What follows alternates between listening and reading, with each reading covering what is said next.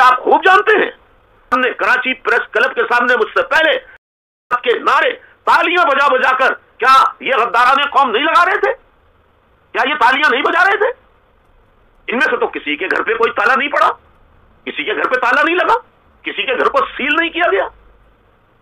और दीगर संगीन जराइम में जो मुलव्विस रहे, मैंने उन्हें पार्टी से बाहर निकाल फेंका, लेकिन उन्हें ड्राई क्लीन मशीन में धोकर पाक साफ कर दिया और उन्हें कराची में लाकर बड़े बड़े महलात और कीमती गाड़ियों में न सिर्फ गाड़ियां फराहम की, बल्कि मुहाफिज, फौजी मुहाफिज भी फराहम किए।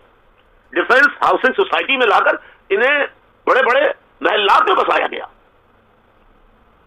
जिन्होंने दो टोक और वाज़ेह अल्फाज में बार बार बार बार चिल्ला चिल्ला कर कहा कि हम महाजरों और मजलूमों की वाहिद नुमाइंदा जमात MQM को दफन करने के लिए आए हैं, दफन करने के लिए आए हैं, दफन करने के लिए आए हैं। और दीगर गद्दार हैदराबाद में जो बैठे हैं, सूबाई असेंबली के फ्लोर पर मुहाजिर नजरिया देने वाले, मुहाजिर पहचान देने वाले अल्ताफ हुसैन आज मुहाजिर कौम के सच्चे वफापरक, मुहाजिर कौम का नजरियाती बाप करार देते हैं, प्यार करते हैं उससे।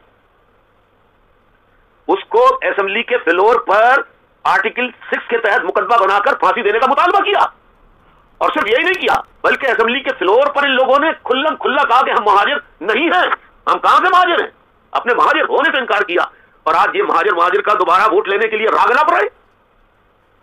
याद रखिए सादा लो महाजिर अवाम, जो इन गद्दारों का जो भी साथ देगा या दे रहा है, वो भी गद्दारी का मुर्तकिब होगा या हो रहा है। वो भी मुहाजिर शहीदों की रूहों को तकलीफ पहुंचाएगा या पहुंचा रहा है।